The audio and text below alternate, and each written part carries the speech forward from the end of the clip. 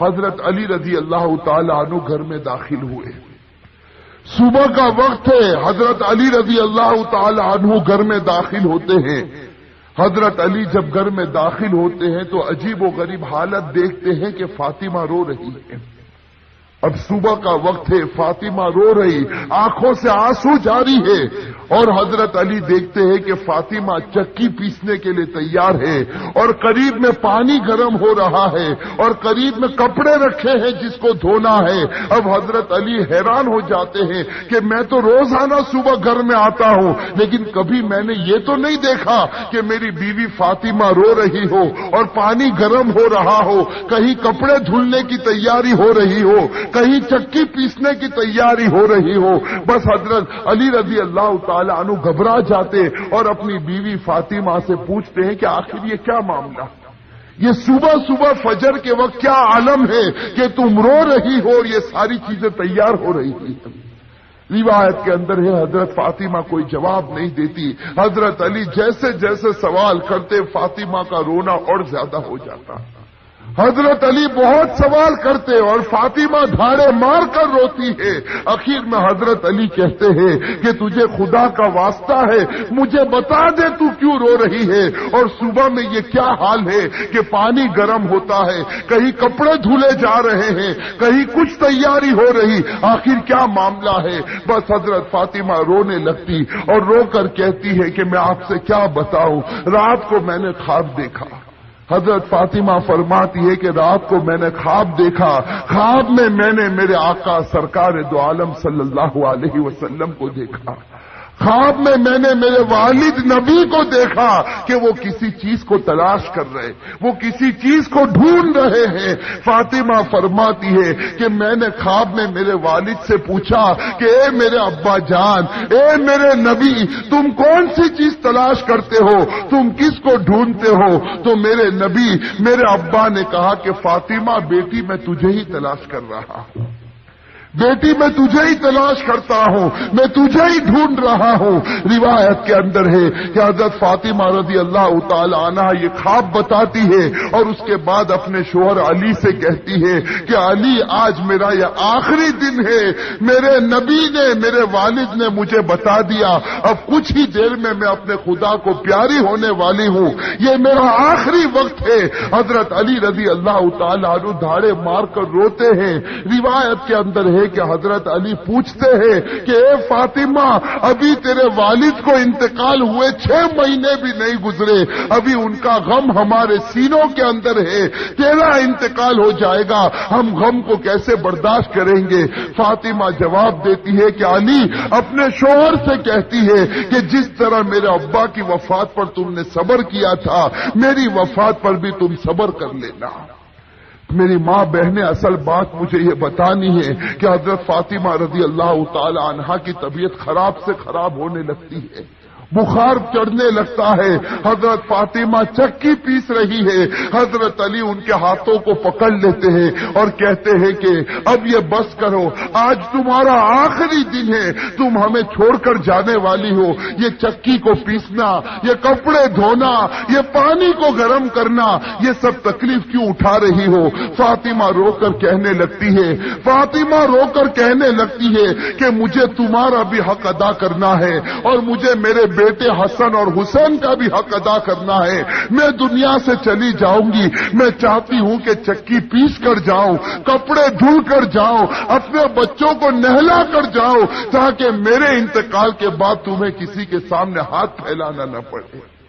تاکہ تمہیں کسی کے سامنے ہاتھ پھیلانا نہ پڑے. روایت کے اندر ہے کہ حضرت علی ان کو سمجھا کر کھڑا کرتے ہیں, ابھی ان کو کھڑا کرتے حضرت علی رو رہے, فاطمہ رو رہی, اتنے میں وہ پیارے بچے حسن اور حسین گھر کے اندر داخل ہوتے ہیں.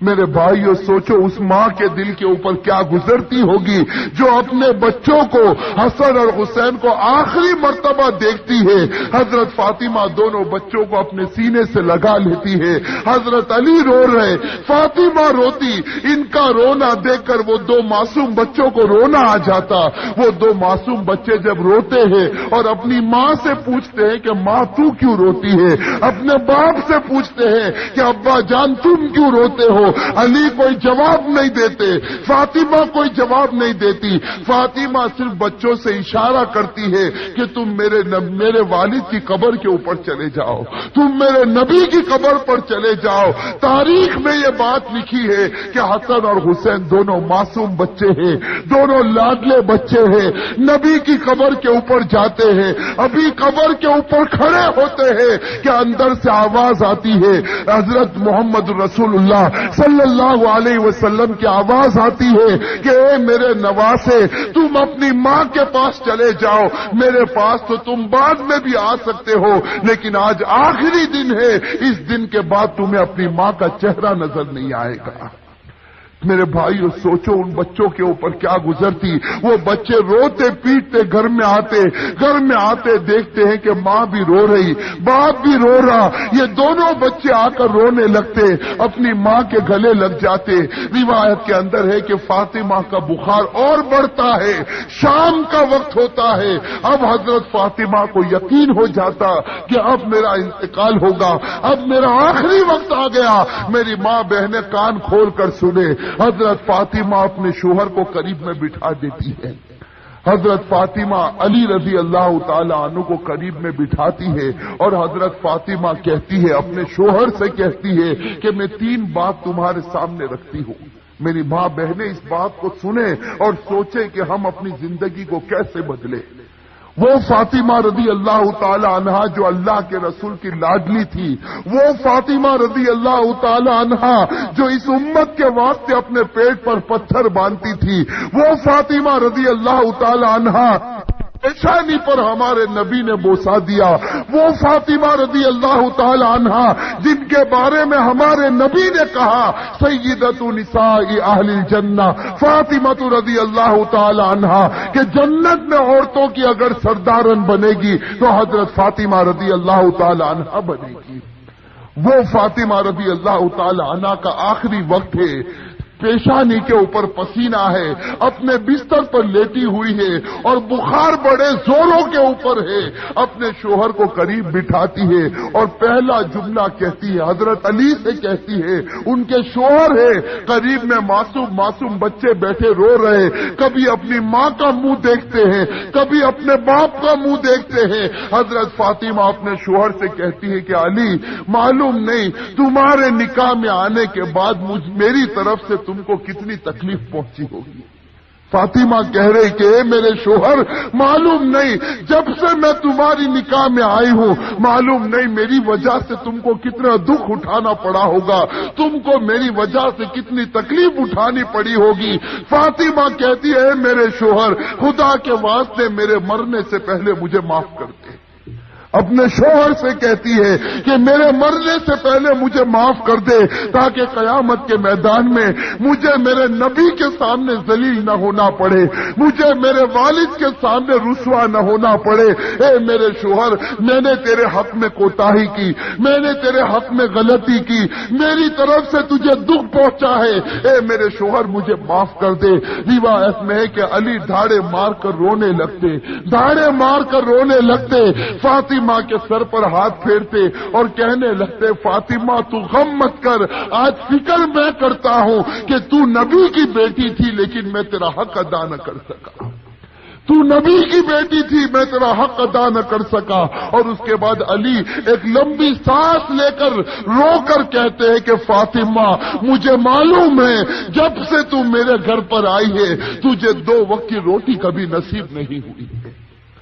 میرے بھائیو، روایت کے اندر ہے کہ فاطمہ رضی اللہ تعالی عنہ دھاڑے مار کر روتی ہے اور کہتی ہے، ایک دوسری بات کہتی ہے کہ میرے شوہر، میرے انتقال کے بعد تمہیں جس عورت کے ساتھ نکاح کرنا ہو کر لینا۔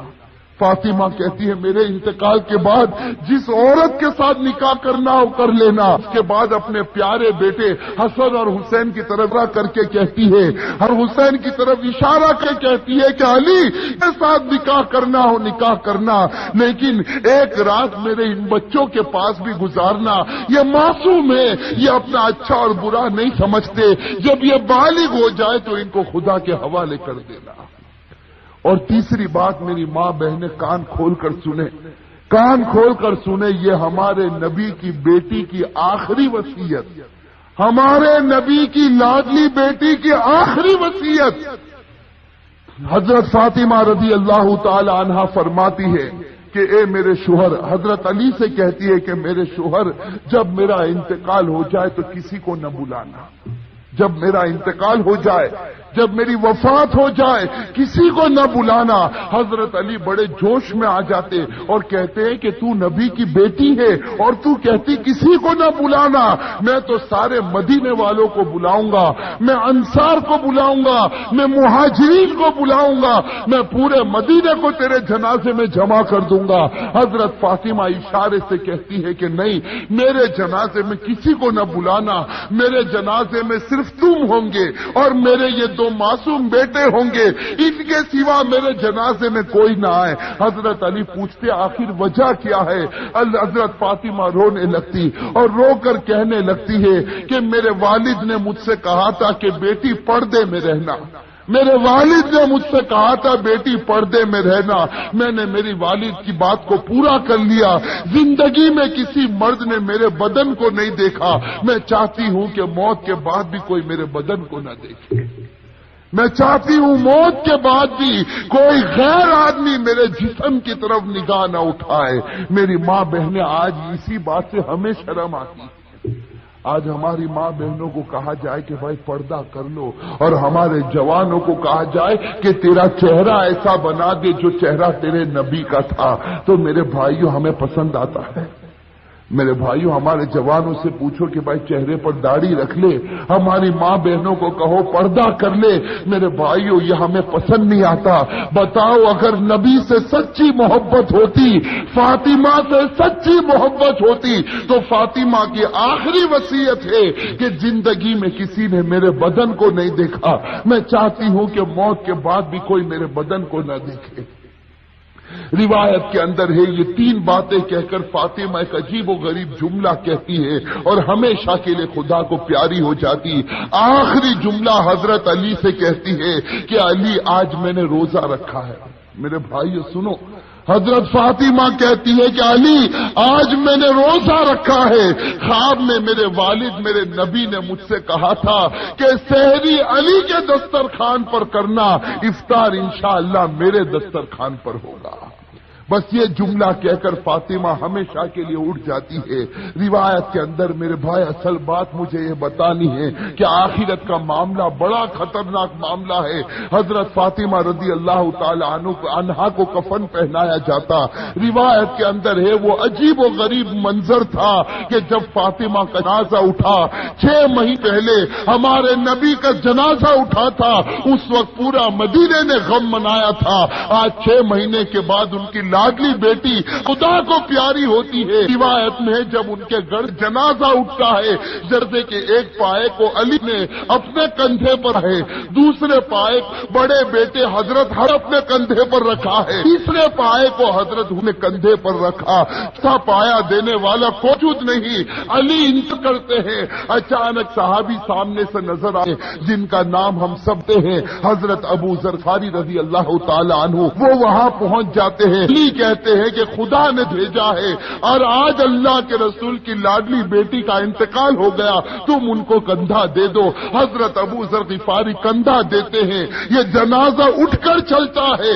روایت کے اندر ہے وہ معصوم بچے رو رہے، وہ علی رو رہے، ابو ذر غفاری رو رہے۔ روایت کے اندر ہے کہ وہ قبر جہاں قبر کو کھودا گیا تھا، اب اس قبر کے اندر فاطمہ کو رکھنا ہے۔ میری ماں بہنیں کان کھول کر سنیں، جب اس قبر کے اندر فاطمہ کو رکھنا ہوتا ہے، حسن اور حسین جو معصوم بچے اپنی ماں کو جب قبر میں رکھنے جاتے ہیں تو بے چین ہو کر تڑپنے لگتے ہیں جیسے کوئی مچھلی بغیر پانی کے تڑپتی ہے۔ حضرت علی کی آنکھوں سے آنسو جاری ہے، داڑھی مبارک تر ہو گئی ہے، کپڑا مبارک تر ہو چکا، حضرت علی رو رہے، وہ معصوم بچے روتے، ان کا رونا دیکھ کر حضرت ابو ذر غفاری رضی اللہ تعالی عنہ کے اندر ایک حالت پیدا ہو جاتی ہے۔ حضرت ابو ذر غفاری برداشت نہیں کر سکتے اس منظر کو۔ حضرت ابو ذر غفاری جب حضرت فاطمہ کے جنازے کو رکھنے جاتے ہیں تو قبر کے ساتھ میں بات کرنا شروع کرتے ہیں۔ ابو ذر غفاری اس قبر سے کہتے ہیں، یا قبر حضرت ابو ذر غفاری اس قبر سے کہتے ہیں یا قبر اتدری من التی جئنا بہا الیک، یا قبر اتدری من التی جئنا بہا الیک، ہذہ بنت رسول اللہ، ہذہ زوجۃ علی، ہذہ ام الحسنین۔ حضرت ابو ذر غفاری اس قبر سے کہتے ہیں کہ ایک قبر تجھے معلوم ہے ہم کس کا جنازہ لے کر آئے؟ اس لیے کہ حضرت ابو ذر غفاری سے برداشت نہیں ہوتا، وہ معصوم بچے روتے ہیں، وہ علی جیسا بہادر آج اپنی آنکھوں سے آنسو بہاتا ہے، تو حضرت ابو ذر غفاری اس قبر سے کہتے ہیں یا قبر، اے قبر تجھے معلوم ہے ہم کس کا جنازہ تیرے اندر رکھتے ہیں؟ یہ اس کا جنازہ ہے جس کو اللہ کے رسول کی بیٹی کہا جاتا، یہ اس کا جنازہ ہے جس کو علی کی بیوی کہا جاتا، یہ اس کا جنازہ ہے جس کو حسن اور حسین کی ماں کہا جاتا۔ روایت کے اندر ہے کہ ابو ذر غفاری جنازے کو رکھتے یہ جملہ کہتے ہیں، قبر کے اندر سے آواز آتی، قبر کے اندر سے آواز آتی یا ابا ذر، اے ابو ذر، ھذا لیس بیت نسب ولا حسب، کہ ابو ذر یہاں خاندان مت گناؤ، یہاں خاندان اور رشتے مت گناؤ، یہاں تو یہ بتاؤ اچھے عمل کر کے کون آیا اور برے عمل کر کے کون آیا۔ میرے بھائیوں، یہ جو جملہ قبر کے اندر سے نکلا تھا یہ فاطمہ کے لیے نہیں نکلا تھا،